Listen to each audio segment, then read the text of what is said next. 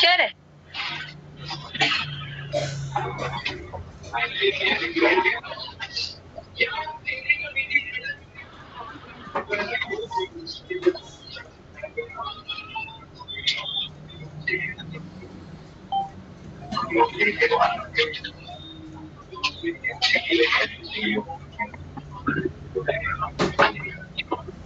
बोली तो थी इसको बर्थडे में। हाँ बर्थडे में नहीं डालू।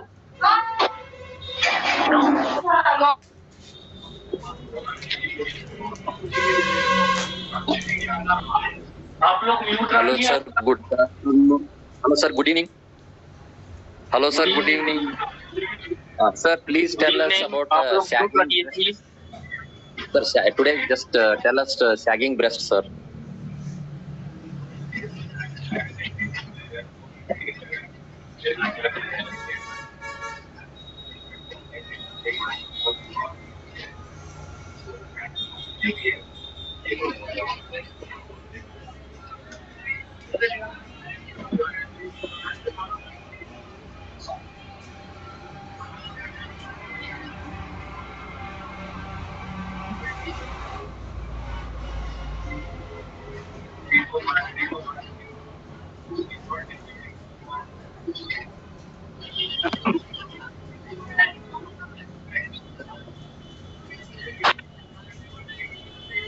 सर आज आप ब्रेस्ट पढ़ाने वाले हैं तो मेरा एक क्वेश्चन है कि मिल्क का रंग मतलब व्हाइट ही क्यों होता है, मिल्की क्यों होता है? तो इस बीच में आप उसका थोड़ा समाधान कर दीजिए सर।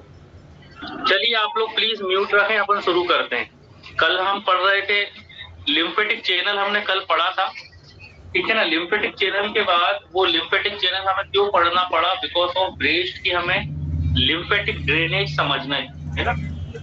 तो लिम्फ क्या होता है ये हमने कल देख लिया। एक्चुअली लिम्फ क्या है ना, जो ऑक्सीजन और जो भी एसेंशियल मटेरियल होता है हमारे ब्लड में, वो जब कहाँ पर पहुंचता है, इंटरस्टिशियल फ्लूइड में इंटरस्टिशियल स्पेस में पहुंचेगा, तो वहां से टिश्यूज उसको क्या कर लेते हैं, एब्जॉर्ब कर लेते हैं। अब जो भी चीजें बची हुई है उसे हम लिम्फ बोलते हैं, और इस लिम्फ को वापस से सर्कुलेशन में आना होता है, ये भी हमने कल देखा था। और सर्कुलेशन में कहां से आता है, ये लिम्फेटिक वेसल्स के थ्रू आ जाता है। इस लिम्फ के अंदर कुछ अनवांटेड सब्सटेंस भी होते हैं, इसके अलावा कुछ बैक्टीरिया वायरस भी हो सकते हैं। और ये अनवांटेड सब्सटेंस कहां से आए हैं, ये सेल डेब्री जो कि हमारे टिश्यू बनाते हैं वो इसके अंदर डाल देते हैं। अब इसको रिसाइकिल बिन करने के लिए हमने देखा था कि नोड्स होते हैं, है ना, जैसे हम लिम्फ नोड बोलते हैं। कई सारे लिम्फ नोड होते हैं, जैसे एक्सिलरी लिम्फ नोड हुआ, ठीक है ना, और भी कई तरह के लिम्फ नोड होते हैं, मेमोरी नोड होते हैं। तो ये सब लिम्फ नोड क्या करते हैं, लिम्फेटिक वेसल्स के थ्रू जो भी लिम्फ आ रहा है उसको रिसाइकिल बिन करेंगे, उसको ठीक करेंगे ताकि फिर से वो यूज करने लायक हो सके। अब हम बात कर रहे हैं, जल्दी से ब्रेस्ट पर आ जाते हैं। तो ब्रेस्ट में हमने बताया था कि ब्रेस्ट का लिम्फेटिक ड्रेनेज किस तरह से होता है, कौन कौन से लिम्फ नोड करते हैं। तो पहला लिम्फ नोड का नाम है हमारा एक्सिलरी लिम्फ नोड, है ना। एक्सिला में कुछ लिम्फ नोड पाए जाते हैं, एक्सिलरी लिम्फ नोड। तो ये एक्सिलरी लिम्फ नोड कहाँ मिलेंगे, हमारे एक्सिला वाले रीजन में। एक्सिला कौन सा रीजन होता है, ये वाला जो रीजन है, इसे हम बोलते हैं एक्सिलरी रीजन। तो यहाँ पर कई सारे लिम्फ नोड पाए जाते हैं। तो ब्रेस्ट का लिम्फ कहाँ जाता है, एक्सिलरी लिम्फ नोड के पास जाता है ज्यादातर, लेकिन अधिकतर लिम्फ जो है ब्रेस्ट का एक्सिलरी लिम्फ नोड। अब एक्सिलरी लिम्फ नोड को जब हम देखेंगे तो इसमें भी कुछ ग्रुप होते हैं, है ना। तो कौन कौन से ग्रुप होते हैं, एंटीरियर, है ना, एंटीरियर ग्रुप, पोस्टीरियर ग्रुप। तो इसमें भी कुछ ग्रुप मिलेंगे देखने को, कौन कौन से, एंटीरियर, पोस्टीरियर, लेटरल, सेंट्रल और एपिकल। ये 5 ग्रुप में होता है। मीन्स हम क्या बता रहे हैं कि एक्सिलरी लिम्फ नोड है, इसके अंदर भी 5 तरह के ग्रुप होते हैं। कौन कौन से, एंटीरियर, पोस्टीरियर, लेटरल, सेंट्रल और एपिकल ग्रुप। ये सब किसके ग्रुप है, एक्सिलरी लिम्फ नोड के ग्रुप है। तो उसमें सबसे ज्यादा कहाँ जाएगा, एंटीरियर ग्रुप में जाता है। इसमें सबसे ज्यादा कहाँ जाता है, एंटीरियर ग्रुप में। तो थोड़ा थोड़ा कहाँ चला जाएगा, एक्सिलरी ग्रुप के पोस्टीरियर नोड में, एक्सिलरी ग्रुप के लेटरल नोड में। ठीक है ना, अभी डायग्राम के थ्रू और समझा देंगे तो आप समझ पाओगे। फिर एक्सिलरी लिम्फ नोड का जो सेंट्रल ग्रुप है वहां कुछ मात्रा में लिम्फ जाएगा। एक एक्सिलरी लिम्फ नोड का एक एपिकल ग्रुप होता है, तो वहां कुछ मात्रा में क्या जाएगा, लिम्फ जो है होगा ब्रेस्ट का। तो ये तो हमारा axillary lymph node. Axillary lymph node के बाद सेकंड आ जाएगा हमारा इंटरनल मेमोरी नोड। सेकंड जो नोड है वो क्या है, इंटरनल मेमोरी।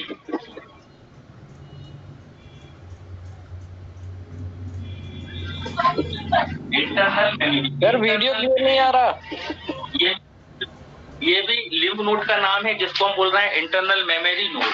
तो कुछ कहाँ चला जाएगा, इंटरनल मेमोरी नोड के थ्रू हम जो है लिम्फ ड्रेनेज होगा। वेसल के पास मिलेगा, फाउंड इन, कहाँ मिल रहा है, found in thoracic vessels, thoracic vessels, found in thoracic vessels। तो ये कहाँ मिलेगा, thoracic vessels कहाँ मिलेगी, ये तो हमारा मिड लाइन होती है, यहाँ पर स्टर्नम होती है, ये हमारा थोरेक्स। ठीक है ना, तो थोरेसिक वेसल्स यहाँ पर देखने को मिलेगी और यहीं पर कुछ लिम्फ नोड देखने को मिलते हैं। तो ब्रेस्ट से जो है ड्रेनेज कहाँ हो रहा है, एक तो एक्सिलरी जो है लिम्फ नोड में हो रहा है, दूसरा थोरेसिक लिम्फ नोड में हो रहा है। दो हमने लिम्फ नोड। इसके अलावा ठीक है ना, सबसे ज्यादा जो है, ज्यादातर एक्सिलरी लिम्फ नोड के पास होता है लगभग 80%। ब्रेस्ट का 80% लिम्फ, ब्रेस्ट का 80% कहाँ पर, एक्सिलरी लिम्फ होगा। इंटरनल मेमोरी में थोड़ा कम होगा, लगभग मान सकते हैं इसका 10% लिम्फ जो है वो इंटरनल मेमोरी नोड के थ्रू ड्रेन होगा, और बाकी का 10% जो बचा होगा, अब जो 10% कहाँ होता है, ठीक है ना, वो कहाँ से ड्रेन होगा। चंद्रभान जी आप लोगों को 5 मिनट के लीजिए।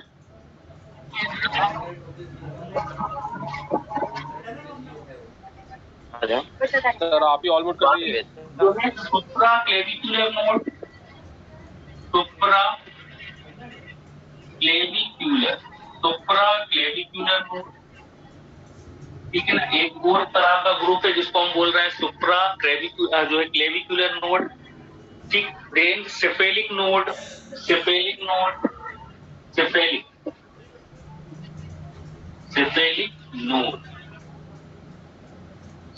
Node, supra clavicular node, cephalic node. इसके अलावा सेफेलिक नोड के अलावा sub peritoneal lymph node, sub peritoneal lymph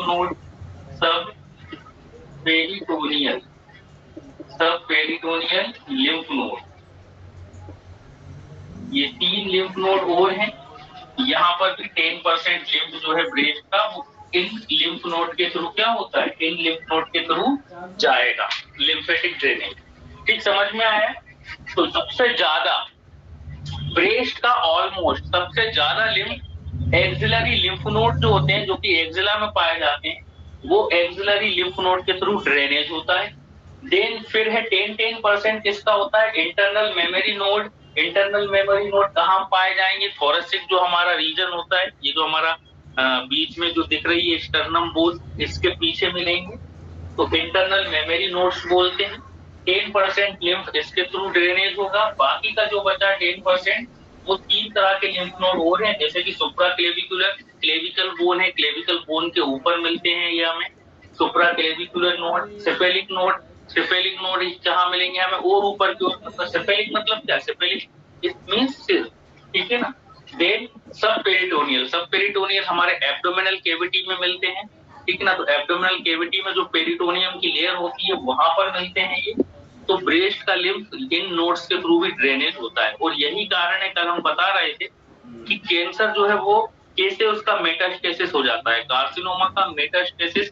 इसलिए ब्रेस्ट में यदि किसी को मेटास्टेसिस हो रहा है या ब्रेस्ट में किसी को कैंसर हुआ है, तो यदि उसका मेटास्टेसिस होगा तो अब आप समझ सकते हो, क्योंकि देखिए वहां का लिम्फ कहाँ ड्रेन हो रहा है, है ना, एक्जिला में, तो एक्जिला भी जो है उसमें अफेक्ट हो सकता है, थोरेसिक जो हमारा रीजन वो भी अफेक्ट हो सकता है, सुप्राक्लेविकुलर तो यहाँ से हमारा ब्रेन भी अफेक्ट हो सकता है और हमारा पेट भी अफेक्ट हो सकता है, बिकॉज ऑफ उसका जो ड्रेन है वो यहाँ इधर आके ड्रेनेज होता है ब्रेस्ट का, ठीक है ना। देन अब कौन कौन सी वेसल्स होती हैं, मतलब लिम्फेटिक वेसल्स जो कि ड्रेनेज का काम कर रही हैं, तो दो वेसल्स के आप लोग नाम याद रखें, एक सुपरफिशियल लिम्फेटिक वेसल्स, दो वेसल, टू वेसल्स, कौन कौन सी है दो वेसल्स, एक है superficial superficial lymphatic vessels, lymphatic vessels, superficial lymphatic vessels, ये ब्रेस्ट की लिम्फेटिक वेसल्स का नाम है, सुपरफिशियल लिम्फेटिक वेसल। ये कहां से करेगी, ये करती है स्किन का, स्किन, ठीक है ना, जो ब्रेस्ट की स्किन होती है, तो ब्रेस्ट की स्किन से लिम्फ को कलेक्ट करती है कौन सी vessels, superficial lymphatic vessels. Except इसको छोड़कर, निपल को छोड़कर, निपल का लिम्फ ये वाली वेसल्स नहीं करेगी, निपल और किसे छोड़कर, एरियोला। एरियोला क्या होता है ये भी हमें पता है, एरियोला क्या होता है, निपल के आसपास का जो रीजन है उसे हम एरियोला बोलते हैं। तो एरियोला और निपल को छोड़कर बाकी इस, अब देखिए हमने इसलिए यहाँ पे लिखा है इनको छोड़कर, बिकॉज ऑफ स्किन का ही पार्ट होता है निपल और स्किन का ही पार्ट होता है एरियोला, ठीक है ना। तो इन दोनों का लिंक ये वाली वेसल्स नहीं ले जाएगी, ठीक है ना, सिर्फ किसका लेके जाएगी, स्किन का, मतलब ब्रेस्ट के ऊपर की जो भी स्किन है वहां का जो लिम्फ है उस लिम्फ को कौन लेके जा रही है, कौन सी लिम्फेटिक वेसल्स लेके जा रही है, सुपरफिशियल लिम्फेटिक वेसल्स, सिर्फ निपल और एरियोला को छोड़कर। दूसरी है डीप लिम्फेटिक वेसल्स, दूसरी वेसल्स का क्या नाम है, दूसरी है डीप, पहली थी सुपरफिशियल, दूसरी है deep lymphatic vessel, deep lymphatic vessel. अब डीप लिम्फेटिक वेसल्स कहाँ का लेके जाएगी, पेरेन्काइमा। हम पढ़ चुके हैं ब्रेस्ट का, जब हमने स्ट्रक्चर पढ़ा था तब हमने वहां बताया था कि बाहर का जो है वो स्किन है, फिर अंदर की ओर जाते हैं तो पेरेन्काइमा होता है। तो पेरेन्काइमा वाला जो रीजन है, ब्रेस्ट का पेरेन्काइमा वाला जो रीजन है, पेरेन्काइमा वाला जो रीजन है उसका ड्रेनेज किस लिम्फेटिक वेसल्स के थ्रू होता है, डीप लिम्फेटिक वेसल्स के थ्रू उसका होगा। और ये साथ में निपल का भी लेके जाती है। अब निपल का किसके थ्रू जाएगा, निपल और एरियोला, निपल और एरियोला का भी किसके थ्रू जाएगा, डीप लिम्फेटिक वेसल्स, ठीक है। ध्यान रखना है, भूल नहीं जाना है ये चीज, नहीं तो आप सोचें कि सुपरफिशियल लिम्फेटिक वेसल से है ना, सुपरफिशियल है और निपल और एरियोला जो है वो आउटर पार्ट है, सुपरफिशियल वाला पार्ट है ना, तो वहां का भी यही ले जाती होगी, नहीं, वहां का लेके जाती है डीप लिम्फेटिक वेसल, मतलब वहां पर डीप लिम्फेटिक वेसल्स रहेगी पेरेन्काइमा वाले जो है पार्ट में और निपल और एरियोला वाले पार्ट में। तो यहाँ से जो लिम्फ कलेक्ट हो रहा है वो लिम्फेटिक वेसल्स के थ्रू कलेक्ट हो रहा है, ठीक है ना। और बाकी ये कलेक्ट होके जा कहाँ रहा है, कलेक्ट होके जा रहा है ये एक्सिलरी लिम्फ नोड के पास, है ना, क्योंकि रिसाइकिल हो रहा है ना, तो एक्सिलरी लिम्फ नोड के पास जाएगा, इंटरनल मेमोरी नोड के पास जाएगा, सुप्राक्लेविकुलर नोड, सेफेलिक नोड और सब पेरिटोनियल नोड्स के पास ये जो है लिम्फ जाएगा, ठीक है ना। एक डायग्राम के थ्रू इसको समझ लेते हैं, एक हम डायग्राम बना देते हैं आप लोगों के लिए।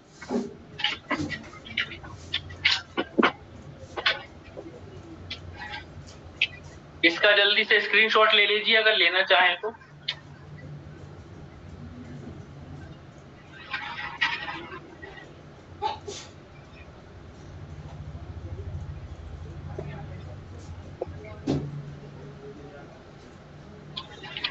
चलिए बिठा देते हैं इसको, एक डायग्राम बना देते हैं, डायग्राम के थ्रू और ये अच्छे से समझ में आ जाएगा।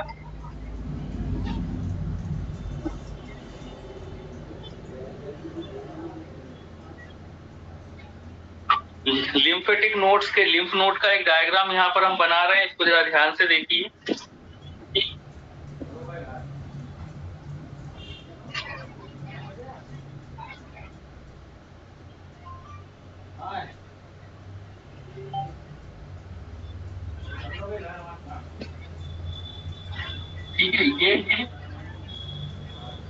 ब्रेस्ट,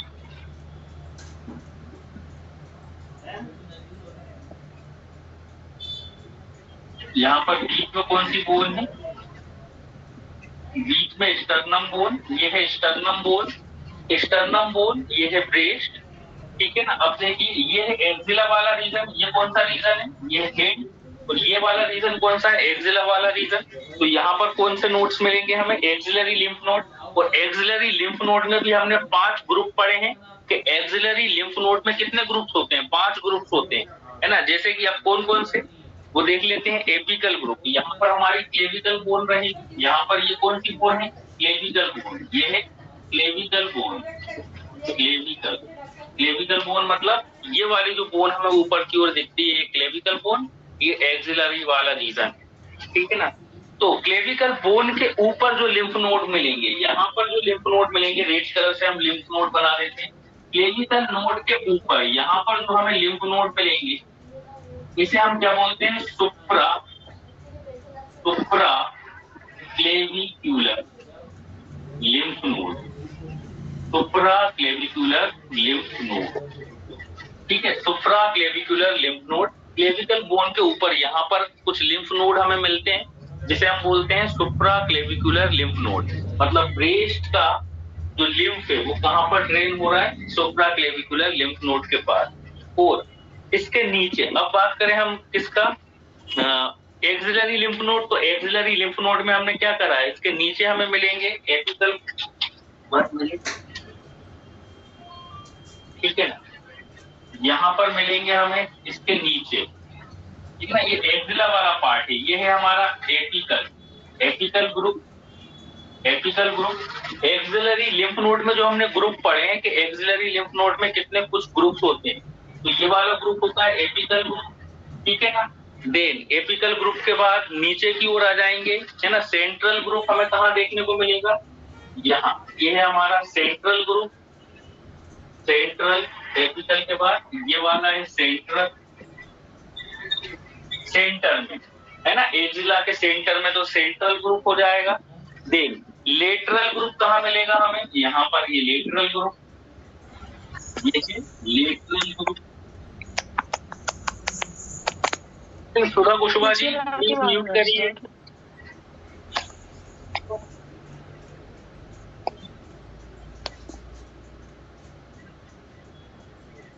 देन यहाँ पर मिलेगा एंटीरियर, ये है हमारा एंटीरियर ग्रुप, एंटीरियर। अब बचा पोस्टीरियर, 5 ग्रुप पड़े थे ना, 1 2 3 4 हो गए, तो पोस्टीरियर जो है वो यहाँ हो गया, तो हो गया पीछे की ओर, है ना। तो यहाँ पर पीछे कहाँ पर, पीछे की बात कहाँ कर रहा है, यहाँ इस साइड, ये वाला जो है पोस्टीरियर, ठीक है, पीछे हो जाएगा पोस्टीरियर। तो देखिए क्या हम बता रहे हैं, लोग बिल्कुल कंफ्यूज नहीं हो। हमने 2 तरह के लिम्फ नोड बताए, 3 तरह के लिम्फ नोड जो है, सॉरी 3 तरह के बताए थे। मतलब अयोध्या प्रसाद जी म्यूट करिए।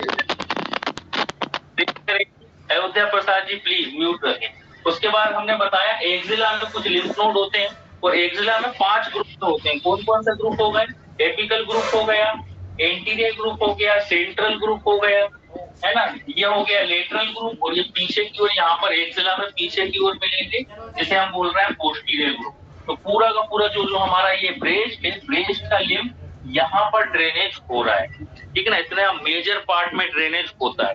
अब बचा हमारा एक और इंटरनल मेमोरी नोड। तो इंटरनल मेमोरी नोड अभी हमने बताया था कहाँ मिलते हैं, ये जो हमारी क्लेविकल बोन है, ठीक है ना। तो यहाँ पर भी कुछ हमें नोड्स मिलते हैं, इसे हम बोलते हैं internal memory node, internal memory node. तो ये हो गए हमारे इंटरनल मेमोरी नोड। तो आप लोग ये डायग्राम्स और अच्छे से समझ पा रहे होंगे, ठीक है ना।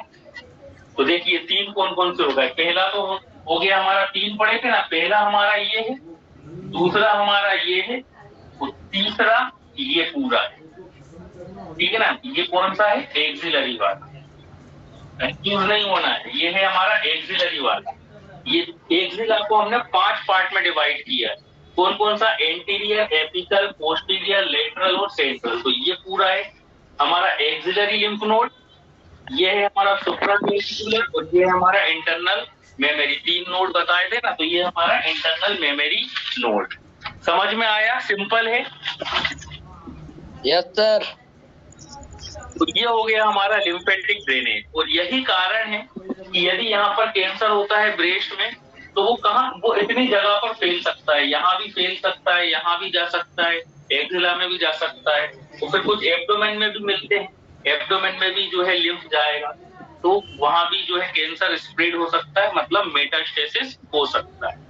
तो ये रही हमारी ड्रेनेज। ठीक है ना, मिटा दें इसको। इसका जल्दी से आप लोग अगर लेना चाहें स्क्रीनशॉट ले लीजिए। सर रेडियल इंसीजन भी बता दीजिए प्लीज। रेडियल इंसीजन जो एब्सेस करता है ब्रेस्ट। देखिए क्या है, अगर देखिए यदि हमें ड्रेन करना है ब्रेस्ट में से, मान लो कोई ओटी कर रहे हैं, ऑपरेशन कर रहे हैं, है ना, तो एक्चुअली देखिए रेडियल इंसीजन में करते क्या, इंसीजन का मतलब क्या होता है, इंसीजन मतलब कट करना, इंसीजन मतलब कि स्किन को यदि हम कट कर रहे हैं कहीं से भी, तो उसको हम बोलते हैं इंसीजन। अब एक होता है रेडियल इंसीजन, एक होता है सेंट्रल इंसीजन। सेंट्रल इंसीजन भी दे सकते हैं। रेडियल का मतलब क्या होता है, एक तो ये क्या है 3 डायमेंशन में नहीं है। यदि हम डीप में इस तरह से इंसीजन दें, ठीक है ना, मान लो ये ब्रेस्ट है, ठीक, यदि हम इस तरह से कट करके दे रहे हैं तो ये सेंट्रल है। रेडियल का मतलब होता है कि डीप में इस तरह से यदि हम एक पॉइंट बना के इंसीजन दे रहे हैं तो वो क्या है, रेडियल इंसीजन। डीप में एक पॉइंट बना के यदि हम इंसीजन दे रहे हैं, और कट में देना है तो वो सेंट्रल इंसीजन होता है। ठीक है ना, थैंक यू सर। चलिए देन इसके बाद एक अप्लाइड, कल हमने बताई दी थी, क्या बताई थी, वो एक अप्लाइड की गायनेकोमस्टिया, है ना। तो गायनेकोमस्टिया क्या होता है, यदि मेल में जो है ब्रेस्ट का डेवलपमेंट यदि हो जाए, है ना, क्योंकि हमने पढ़ा था कि मेल में क्या होता है, रेड्यूमेंट्री होते हैं, है ना, ब्रेस्ट होते तो हैं बट रेड्यूमेंट्री होते हैं। लेकिन यदि ये रेड्यूमेंट्री नहीं होके क्या हो जाए, अच्छे खासे वेल डेवलप हो जाए, तो इस कंडीशन को हम क्या बोलेंगे, गायनेकोमस्टिया। तो गायनेकोमस्टिया यदि कभी आप लोगों को उसमें आए, तो गायनेकोमस्टिया जो है आप बता पाएंगे। ठीक है ना, तो ये हो गई हमारी अप्लाइड एनाटॉमी ऑफ ब्रेस्ट। ठीक है, सफिशिएंट है ब्रेस्ट के लिए। कोई क्वेश्चन तो नहीं? Sir please tell about white क्यों सर यही प्रश्न दूसरा कलर क्यों नहीं? सर यही प्रश्न है सर। टैगिंग सर सही कह रहे हो सर ये हम तो बोलते कैमरे का काम कर रहे हैं। एक एक करके पूछा करिए। सर मिल्की है कि होता है, मैंने देखा है व्हाइट ग्रे ये क्यों नहीं होता? अरे तुम्हारी दवाई है चल जल्दा उसके के बारे में पूछने दीजिए ना प्लीज। सर मैं पूछना चाह रहा था कि सर ये जो ब्रेस्ट होता है, तो ये ब्रेस्ट के बाद में एक औरत है, उसके जो एक्जिला वाला पार्ट है उसमें एक गठान हो गई, और उस गठान में भी दबाने के बाद उसमें भी दूध आने लगा, मिल्क आने लगा, तो ऐसा क्यों सर? नहीं, अब वो देखिए, अगर किसी को अगर इस तरह की एबनॉर्मलिटी है तो बिना देखे अपन ऐसा किस कारण से हो रहा है। ठीक है, एक जिला में लिम्फ नोड भी है, एक जिला में जो है एक जिला के कुछ कंटेंट भी होते हैं, कुछ आर्टरी भी वहां से जा रही है, होता है, नर्व भी होती है, कई सारी चीजें होती हैं। विदाउट देखे, विदाउट उसके ऐसा क्यों हो रहा है, नहीं दिखाई दे रही है। प्लीज म्यूट रखिए। हेलो सर, बिना देखे उस पर हम चर्चा ना करें तो ठीक है। डॉक्टर साहब का वेट करवाइए ना सर, आवाज ही नहीं आ रहा बिल्कुल भी, वीडियो में आ रहा, बार बार सामने आ रहा है इनका, देख ही नहीं पा रहा हूँ मैं आपको। प्लीज आप लोग प्लीज सभी समझ में नहीं आ सभी लोग म्यूट कर लो, सर को पढ़ाने दो। चलिए सर कल अपनी शायद कुछ किसी ने क्वेश्चन पूछा था, तो उस पर भी जल्दी से चर्चा कर लें। 10-15-20 मिनट है अभी अपने पास। थोड़ा सा कंफ्यूजन है ब्रेस्ट से रिलेटेड। चलिए सुन लीजिए, सभी लोग म्यूट कर लीजिए। कल हमने 2 चीजें बताई थी। एक क्वेश्चन आया था क्या हार्ट अटैक क्या है? आप लोग प्लीज म्यूट करें। तसल्ली ना रखी जाएगी 10 मिनट। सर इनको रिमूव कर दीजिए सर प्लीज, बहुत देर से सामने आ रहा है, म्यूट नहीं कर रहा है सर, रिमूव कर दीजिए please. 1 minute sir please remove this man. Sir 630 को रिमूव कर दीजिए। कर रहे हैं, रिमूव भी कर रहे हैं हम। मैंने कॉल किया तो सर रिसीव नहीं किया उन्होंने। नहीं, हम उनको रिमूव भी कर रहे हैं।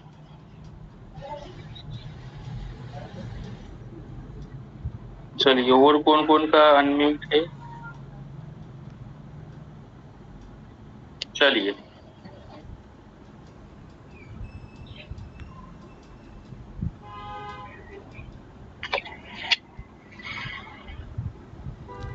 सर हमारा जो ब्रेस्ट है वो किस तरह की ग्रंथि है? कौन? हमारा जो ब्रेस्ट होता है वो किस तरह की ग्रंथि की तरह काम करता है? मेमरी ग्लैंड है, मिल्क का सिक्रीशन करता है।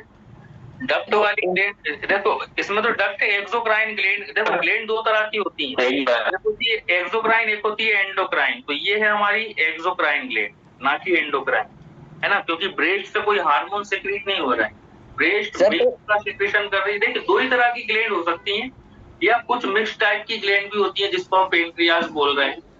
लिवर है, एक्सोक्राइन ग्लैंड है ना, तो ये भी एक्सोक्राइन ग्लैंड के अंदर आता है। एक्सोक्राइन ग्लैंड मतलब जिसके अंदर एक डक्ट है। अभी हमने देखा ना, इसमें डक्ट होती है। इन दोनों में मेजर डिफरेंस क्या होता है? किसका सिक्रीशन करते हैं सब? अरे आप योगेन काशी जी, शायद आपने हमारी एंडोक्राइन वाला पूरा चैप्टर खत्म हो गया है, आपने अटेंड की नहीं है। हाँ सर, मैं लगभग 3-4 महीने एब्सेंट रहा हूँ क्योंकि मेरे को क्लास ज्वाइन करने का आइडिया नहीं था। हाँ, इवन आपकी क्लास नहीं ले पाया मैं। एंडोक्राइनोलॉजी हम पूरा पढ़ चुके हैं कि एंडोक्राइन ग्लैंड क्या होती है, एक्सोक्राइन क्या होती है, एक एक ग्लैंड के बारे में पढ़ चुके हैं। अब चलिए इन शॉर्ट भी बता देते हैं अगर आपका क्वेश्चन आया है तो।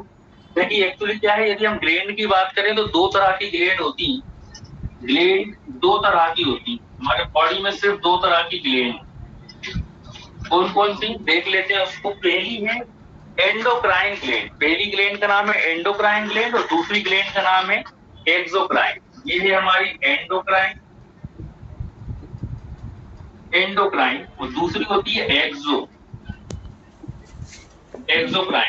एंडोक्राइन ग्लैंड का मतलब होता है ऐसी ग्लैंड जो कि हार्मोन्स को सिक्रीट करे, है ना। तो ये ग्लैंड हमेशा हार्मोन्स को सिक्रीट करती है। कि अब वो हार्मोन कुछ भी हो सकता है, तो जो हार्मोन्स को सिक्रीट करती है वो होती है एंडोक्राइन ग्लैंड। तो ये जो एक्सोक्राइन ग्लैंड होती है ये हार्मोन सिक्रीट नहीं करती, ये क्या करती है, ये अपने खुद के सिक्रीशंस को सिक्रीट करती है। इनके पास खुद का कुछ सिक्रीशंस होता है, जैसे कि यदि हम बात करें लिवर एक्सोक्राइन ग्लैंड है, तो लिवर जो है बाइल जूस को सिक्रीट कर रहा है ना। पेनक्रियास को भी हम देखें तो पेनक्रियास जो है वो पेनक्रियाटिक जूस को सिक्रीट कर रहा है। स्लाइवरी ग्लैंड को देखें तो स्लाइवरी ग्लैंड स्लाइवा सिक्रीट कर रही है। तो इनके खुद के अपने सिक्रीशंस होते हैं, मतलब ये जूस, ये ज्यादातर जूसेस को सिक्रीट करती है, इनके सिक्रीशंस को हम जूस बोलते हैं, ठीक है ना। तो ये जूस को सिक्रीट करती है। दूसरा डिफरेंस क्या है कि एंडोक्राइन ग्लैंड को यदि हम देखें, जैसे मान लो ये ग्लैंड है, ये कोई एंडोक्राइन ग्लैंड है। कौन सी ग्लैंड है? Endocrine gland. ये क्या सिक्रीट कर रही है? हार्मोन्स। अब इस हार्मोन्स की जरूरत किसी ऑर्गन को है, ना कि इस ग्लैंड को है, तभी तो सिक्रेट कर रही है। इस हार्मोन्स की जरूरत मान लो इस ऑर्गन को है, ये कोई ऑर्गन है। फॉर द एग्जांपल टेस्टिस, ये कोई एक हमने टेस्टिस लिख दिया, मान लो ये ऑर्गन है। कौन सा ऑर्गन है? टेस्टिस। इस टेस्टिस को जरूरत किसकी है? टेस्टिस्टेरोन। टेस्टिस्टेरोन फॉलिकल स्टिमुलेटिंग, ठीक है ना। तो ये एंडोक्राइन ग्लैंड ने क्या निकाला? एफएसएच निकाला। एफएसएच एक हार्मोन्स है, हार्मोन्स का नाम है। इस एफएसएच की जरूरत किसे है? इस टेस्टिस को है। तो होता क्या है, ये जो हार्मोन्स है ये ब्लड के अंदर आ जाएगा, कोई डक्ट नहीं है, मतलब इस हार्मोन्स को यहाँ से यहाँ तक पहुंचने के लिए कोई डक्ट नहीं है। बैठो 2 मिनट, है ना। डक्ट नहीं है मतलब कोई ऐसी नाली नुमा संरचना नहीं है, कोई ट्यूब नुमा संरचना नहीं है कि ये हार्मोन्स इस ट्यूब के थ्रू होता हुआ कहाँ पहुंच जाए? इस टेस्टिस के पास पहुंच जाए। ऐसी कोई संरचना एंडोक्राइन ग्लैंड के पास होती नहीं है। एंडोक्राइन ग्लैंड करती क्या है, ये एफएसएच को या हार्मोन्स को कहां पर डाल देती है? ब्लड के अंदर डाल देती है, डायरेक्टली ब्लड में मिक्स कर देती है। अब ब्लड तो पूरे बॉडी में सर्कुलेट हो ही रहा है, तो जब ब्लड सर्कुलेट होते होते टेस्टिस के पास पहुंचेगा और इस ब्लड के अंदर एफएसएच है ही, तो ये टेस्टिस क्या करेगी? उस ब्लड में से एफएसएच को कैरी कर लेगी। एसी ग्लैंड को, जिनके पास कोई डक्ट नहीं है, इसे हम क्या बोलते हैं? डक्ट। तो एंडोक्राइन के पास कोई डक्ट ही नहीं है, तो इसीलिए एंडोक्राइन ग्लैंड का दूसरा नाम क्या है? Duct less gland. इसे हम डक्ट लेस ग्लैंड भी बोलते हैं, डक्ट लेस ग्लैंड। मतलब उसके पास कोई डक्ट नहीं है, अपने सिक्रीशंस को क्या करेगी?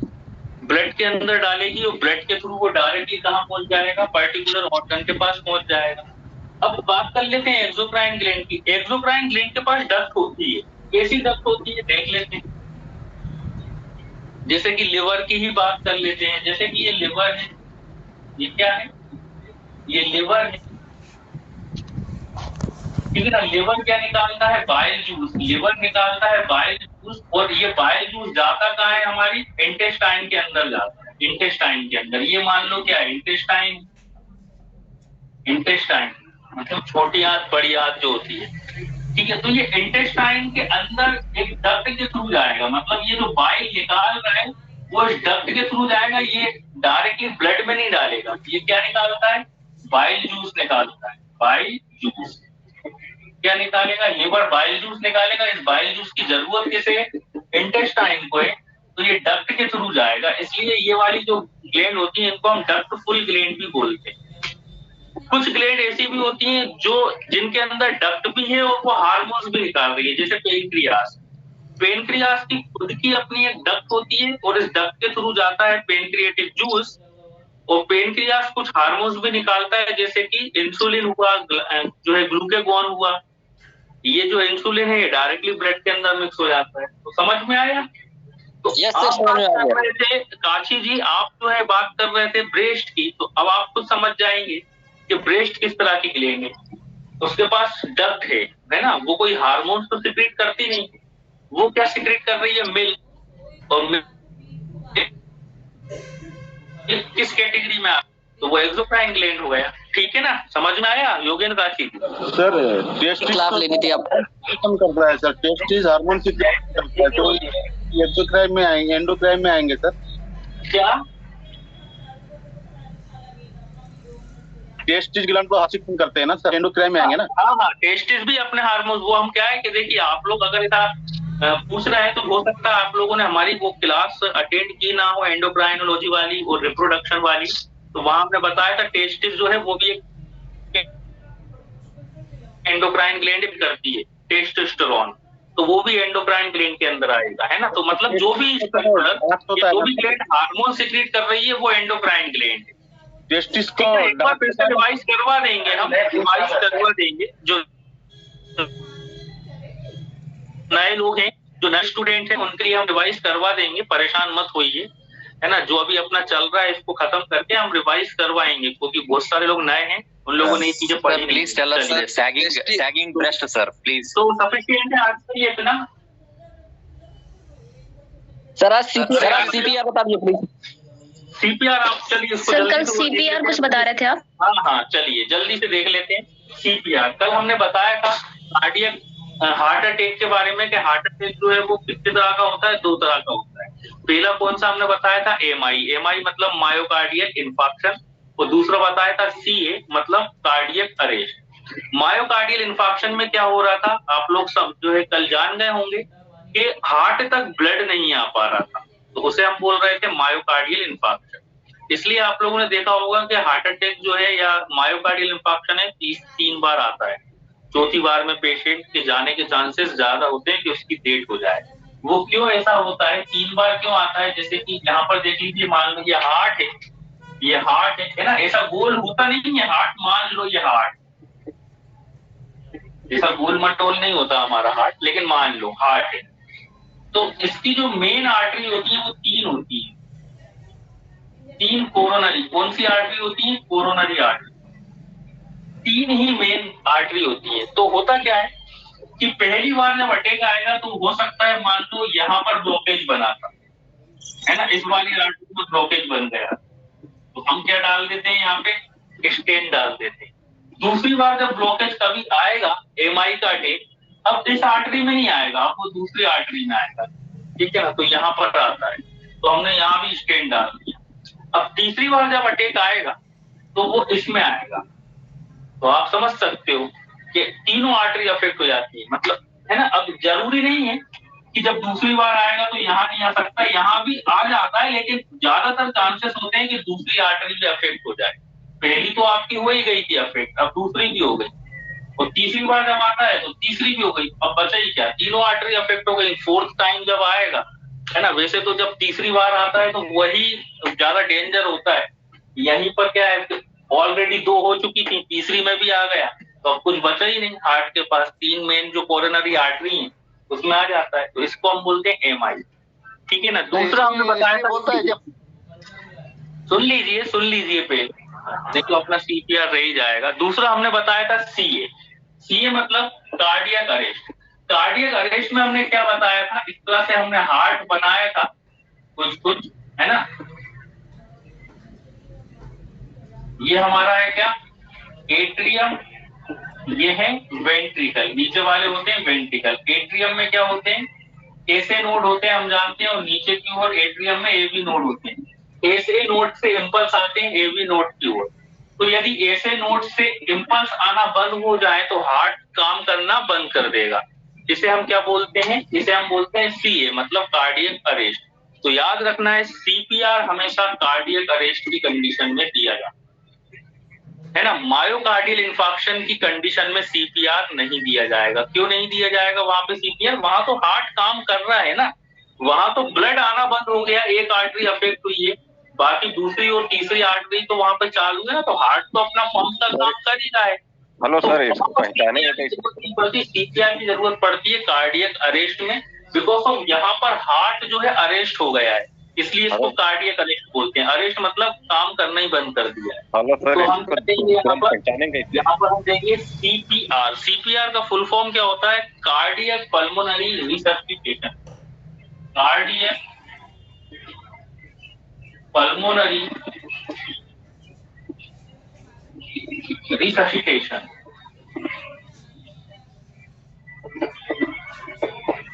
रिससिटेशन,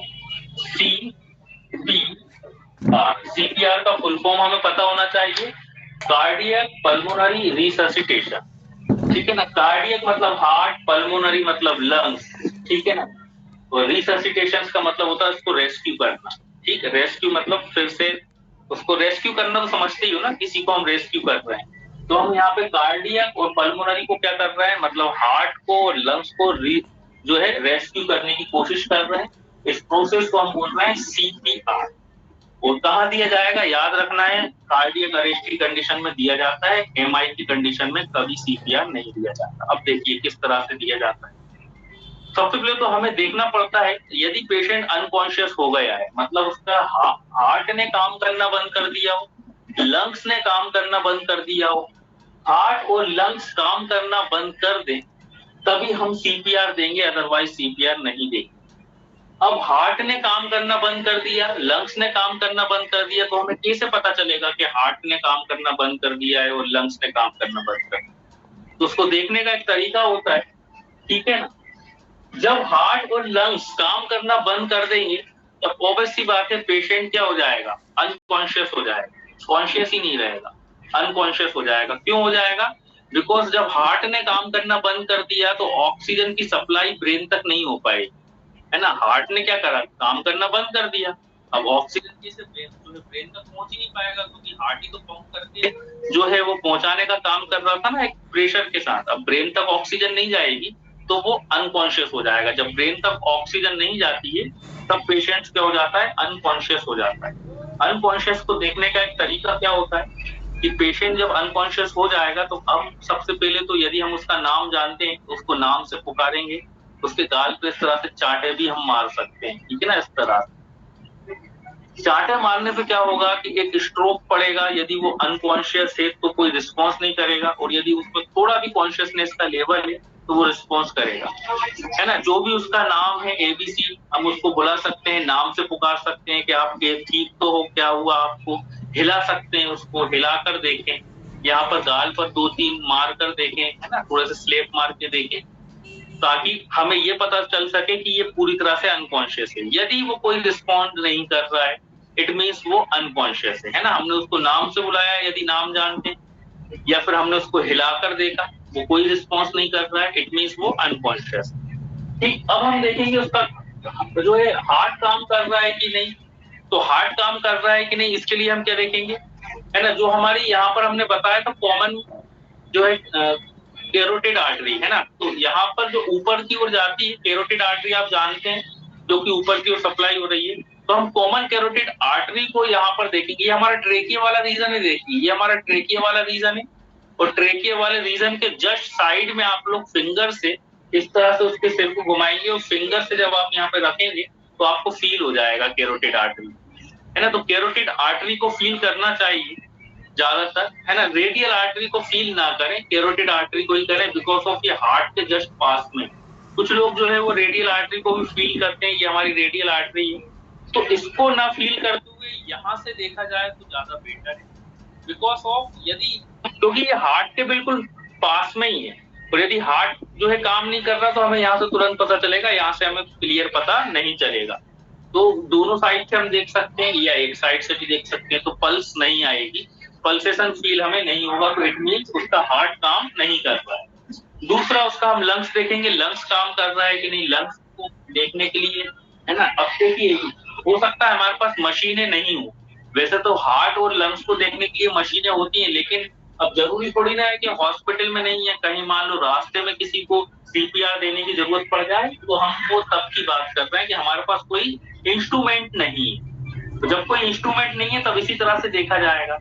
तो अब हम क्या करेंगे, हार्ट जो है लंग्स को देखने के लिए उसके चेस्ट पर हम इस तरह से हाथ रख सकते हैं, थोड़ा सा कंप्रेस कर सकते हैं, ठीक है ना। यदि वो सांस ले रहा होगा, लंग्स काम कर रहे होंगे, तो ऑटोमेटिक आपको फील हो जाएगा, है ना, चेस्ट ऊपर की ओर उठते हैं। यदि पेशेंट लेटा है, सुपाइन पोजीशन में ऐसे लेटा हुआ है, तो ऑटोमेटिक उसके चेस्ट में हलचल तो रहेगी, यदि लंग्स काम कर रहे हैं तो।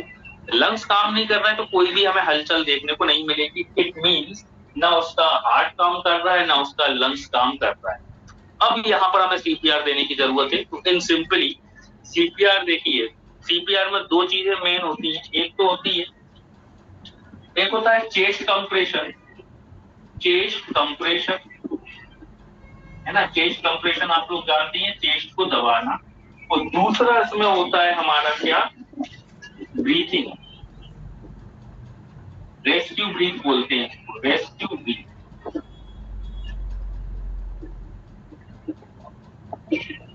या ब्रीथिंग, रेस्क्यू ब्रीथ या ब्रीथिंग, तो ये दो चीजें मेन दी जाती हैं। अब चेस्ट कंप्रेशन के लिए हमें कहाँ कंप्रेशन देना है, मेन बातें हम कर लें, बाकी चीजें तो आप लोग जानती है, देखिए हम बताते हैं। ये हमारी कौन सी बोन है, स्टर्नम, है ना, ये हमारी जो है बीच में जिससे रिब्स आके जुड़ी हुई है, इसको हम बोलते हैं स्टर्नम बोन, ठीक है ना, स्टर्नम बोन। देन इधर हम बना देते हैं, ये है हमारी स्टर्नम बोन, बीच में ये है क्या, स्टर्नम बोन, ठीक है ना। ये है निपल वाला एरिया। फोर्थ इंटरकोस्टल स्पेस पर क्या मिलती है, मान लो फर्स्ट है, ये सेकेंड, ये थर्ड और ये फोर्थ, ऐसे ये first rib, second rib, third rib, fourth rib. तो फोर्थ रिब पर हमें निपल देखने को मिलती है, निपल वाला एरिया होता है। देन इसका लोअर 1/3, ठीक है ना, लोअर 1/3, लोअर हाफ नहीं, लोअर हाफ तो यहाँ आ जाएगा, लोअर 1/3 ये वाला एरिया हो, स्टर्नम का लोअर 1/3 ये वाला जो एरिया है, ये स्टर्नम है, ठीक है। ये देखिए ये हमारा क्या स्टर्नम है, स्टर्नम का लोअर 1/3 पार्ट, जहां पर स्टर्नम खत्म हो रही है उसका लोअर 1/3 पार्ट, वहां पर हम क्या रखेंगे, लोअर 1/3 पर हम अपना लेफ्ट हैंड रखेंगे, ठीक है ना, लेफ्ट हैंड इस तरह से ओपन करके यहाँ, ठीक है। देन घुटने के बल, सबसे पहले तो ये पेशेंट को सुपाइन पोजीशन में लिटाना है, हार्ड सरफेस होना चाहिए, सॉफ्ट सरफेस नहीं होना चाहिए, ऐसा नहीं कि गद्दा पलंग बन गया, लगा दिया, गद्दा बिछा दिया, हार्ड सरफेस हो, है ना, हार्ड मतलब समझते हो आप, जमीन है ना, तो हार्ड सरफेस पे उसको लिटाएं, आप भी घुटने के बल बैठ जाएं, बैठ कर देना है, खड़े होके नहीं देना है, ठीक है ना। तो हम कहाँ रखेंगे, लोअर वन थर्ड, स्टर्नम का lower one third left hand रखेंगे, राइट हैंड इसके ऊपर रखेंगे और उसको इंटरलॉक करेंगे इस तरह। ये होता है इंटरलॉक करने का तरीका, ठीक है ना। फिंगर को इस तरह से इंटरलॉक कर दे। जब हम चेस्ट कंप्रेशन देते हैं तो हमारा जो एल्बो है ये इस तरह से फ्लेक्स नहीं होना चाहिए, ठीक है ना। मतलब हमें जो हमारा जो शोल्डर है उसके थ्रू हम जो है प्रेशर देंगे, इस तरह से नहीं देंगे, ठीक है ना। इस तरह से मतलब ये फ्लेक्स नहीं होना चाहिए, फ्लेक्स और एंटी फ्लेक्स नहीं होना चाहिए। हाथ जो है वो कैसे होना चाहिए, देखिए हम सामने से बताएं, इस तरह से सीधे ही रहेंगे। मतलब हम अपने बॉडी का प्रेशर पेशेंट्स के ऊपर दे रहे हैं, लेकिन इस तरह से नहीं। समझ पा रहे होंगे आप लोग, है ना। देख अब क्या करेंगे, लगभग कितने प्रेशर देते हैं, लगभग हम देते हैं 100 प्रेशर देंगे 1 मिनट। चेस्ट कंप्रेशन 1 मिनट में 100 बार, ठीक है ना। 1 मिनट में 100 बार होना चाहिए, मतलब आप समझ पा रहे हो कितनी जल्दी जल्दी देंगे। और उसको काउंट भी करेंगे एवरी 30 कंप्रेशन पर हम एक क्या देते हैं, ब्रीथ। एवरी 30 कंप्रेशन पर हम एक रेस्क्यू ब्रीथ देते हैं। मतलब रेस्क्यू ब्रीथ कैसे देंगे, पेशेंट्स का जो है हम उसको ऊपर की ओर करेंगे, गर्दन को, नोज को बंद करेंगे और माउथ से हम क्या करेंगे, उसको पहले तो हम इंस्पायर करेंगे और फिर हम क्या कर देंगे, एक्सपायर कर देंगे, ब्रीथ एवरी 30 कंप्रेशन पर। तो ये प्रोसेस लगभग 5 मिनट तक करनी चाहिए हमें, है ना। 1 मिनट में 100 कंप्रेशन आने चाहिए और हर एवरी 30 कंप्रेशन जैसे गिनते रहेंगे 1 2 3 4 5, जैसे 30 पर हम पहुंचेंगे तुरंत ही एक रेस्क्यू ब्रीथ देंगे, नोज को बंद करके उसके माउथ टू माउथ हम ब्रीथिंग करेंगे, ठीक है ना। फिर 30 कंप्रेशन देंगे, फिर एक ब्रीथ देंगे, फिर 30 कंप्रेशन देंगे, फिर एक ब्रीथ देंगे। तो इस तरह से हमें लगभग 4 से 5 मिनट तक यही प्रोसेस को दोहराना है, ठीक है ना। तो ज्यादातर चांसेस क्या होते हैं कि यदि हम ये प्रोसेस को तुरंत ही कर रहे हैं, तुरंत ही अभी हार्ट ने काम करना बंद किया है, तो तुरंत ही ये प्रोसेस को दोहरा देते हैं, तो बैठिए 2 मिनट आ रहा हूँ। हो सकता है पेशेंट का सर्कुलेशन फिर से आ जाए। एक्चुअली हमने कल ही बताया था हम इस प्रोसेस के थ्रू क्या करते हैं। पहली चीज तो हमने क्या बताई थी कि हम जो है जो ऐसे नोड से इम्पल्स आना बंद हुए थे, क्योंकि जब हम कंप्रेशन दे रहे हैं लोअर 1/3 पर तो वो हार्ट के ऊपर ही जा रहा है, मतलब हार्ट पुशअप हो रहा है, हार्ट के ऊपर प्रेशर जा रहा है और फिर प्रेशर कम हो रहा है, फिर प्रेशर जा रहा है, फिर प्रेशर कम हो रहा है। तो उससे क्या हो सकता है, उससे एक कोशिश तो ये होगी कि ऐसे नोड से इम्पल्स जनरेट आना बंद हुए थे वो फिर से इम्पल्सेस आना शुरू हो सकते हैं। दूसरा क्या होता है, इससे हम जो है ऑक्सीजन पहुंचाने का काम भी कर रहे हैं, क्योंकि ब्रेन तक जो है ऑक्सीजन नहीं जा पा रही है। अब ऑक्सीजन पहुंचाने का काम हम कैसे कर रहे हैं, वो इस तरह से कर रहे हैं, क्योंकि देखिए अब अभी कुछ तो ऑक्सीजन उसके ब्लड के अंदर होगी, है ना। क्यों होगी ब्लड के अंदर, क्योंकि वो इतनी देर से तो अभी सांस ले रहा था ना, अभी तो अच्छा खासा जीवित खड़ा हुआ था ना, तुरंत ही उसको जो है चक्कर आए या वो है अनकॉन्शियस हो गया तो तुरंत ही हमने ये देना शुरू किया है। तो लेकिन अनकॉन्शियस होने से पहले तो वो ऑक्सीजन ले रहा था ना, तो उसके ब्लड के अंदर कुछ तो ऑक्सीजन थी, लेकिन वो ब्लड अब कहाँ नहीं पहुंच पा रहा है, ब्रेन तक नहीं पहुंच पा रहा है। क्यों, क्योंकि हार्ट पंप ही नहीं कर रहा है, तो ब्रेन तक कैसे पहुंच पाएगा। तो हम यहाँ पर एक्चुअली क्या कर रहे हैं, हार्ट को पंप ही तो करवा रहे हैं। मतलब जब हम हार्ट के ऊपर प्रेशर देंगे तो हार्ट क्या होगा, हार्ट में नीचे की ओर आएगा, और जब हम प्रेशर हटाएंगे तो हार्ट फिर से ऊपर की ओर आएगा। तो उससे होगा क्या, हार्ट पंप हो रहा है, फिर वापस से अपनी पुरानी वाली स्थिति में आ रहा है, फिर पंप हो रहा है। तो इससे क्या होगा, जो लोअर लिम्ब मतलब पैर का जो खून है वो हार्ट तक आएगा, है ना। आप समझ पा रहे होंगे क्यों आएगा, क्योंकि यदि किसी पाइप को हम पकड़े, ठीक है ना, पाइप को दबाएं तो उसके अंदर एयर है, तो यहाँ से पानी पाइप में आएगा ना। तो हम वही कर रहे हैं, जब हम हार्ट को कंप्रेस कर रहे हैं तो नीचे से ब्लड ऑटोमेटिकली हमारे हार्ट की ओर आएगा, और यहाँ से हम पंप भी कर रहे हैं तो यहाँ से सीधे कहाँ जाएगा, पंप होके ब्रेन तक भी जाएगा। और अभी तक जब तक वो अभी तक थोड़ी देर पहले तक जो सांस ले रहा था तो उसके ब्लड में थोड़ा बहुत तो ऑक्सीजन का लेवल था ही, है ना, थोड़ा बहुत तो ऑक्सीजन का लेवल होगा ही, क्योंकि अभी तक तो सांस ले ही रहा था। तो यही ऑक्सीजन हम जो है उसके ब्रेन तक पहुंचाने की यहाँ पर प्रोसेस करते हैं। और जैसे ही ऑक्सीजन ब्रेन तक पहुंचेगी वो कॉन्शियस हो जाएगा, क्योंकि ऑक्सीजन ब्रेन तक आई वो जो है कॉन्शियस भी हो सकता है, और यहाँ से इम्पल्स आना शुरू हुए तो वो जो है उसका हार्ट भी फिर से काम करना शुरू कर सकता है। ठीक है ना। तो ये प्रोसेस करेंगे। अब ये प्रोसेस करने के बाद यदि वो कॉन्शियस हो जाए, उसका हार्ट काम करने लग जाए, तब खुश नहीं होना है हमें कि हम मिठाई बढ़वा दें कि हमने जो है पेशेंट्स को ठीक कर दिया। अब उसको हमें हॉस्पिटल भेजना है, ना कि पेशेंट से ये कहना है कि हाँ आप घर जाओ ठीक हो गए। अब क्या करेंगे हम उसको, फिर भी उसको मेडिकल ट्रीटमेंट के लिए हॉस्पिटल भेजेंगे। अब आगे का काम जो है वो हॉस्पिटल वाले कर देंगे, क्योंकि हॉस्पिटल में क्या है, हॉस्पिटल में इंस्ट्रूमेंट भी मिलेंगे, है ना, और हर चीज की फैसिलिटी मिलेगी। ये तो आपने कोशिश करी है, मतलब पेशेंट्स को उसके बाद मेडिकल केयर के लिए जरूर भेजना है। तो जब तक ये प्रोसेस हो रही है तो उससे पहले हमें कॉल कर देना चाहिए एम्बुलेंस के लिए, हॉस्पिटल के लिए हमें कॉल कर देना चाहिए, उसके बाद ये प्रोसेस करना चाहिए।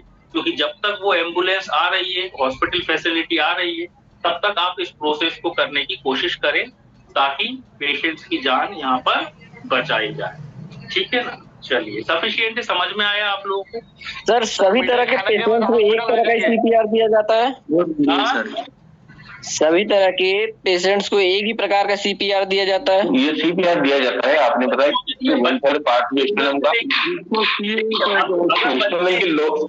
फिंगर से देंगे, अदरवाइज यदि एडल्ट है तो एडल्ट की तो यही प्रोसेस है। जी सर, अच्छे से है। और मान लीजिए किसी को करंट लगा तो उसको कैसे सीपीआर देना है?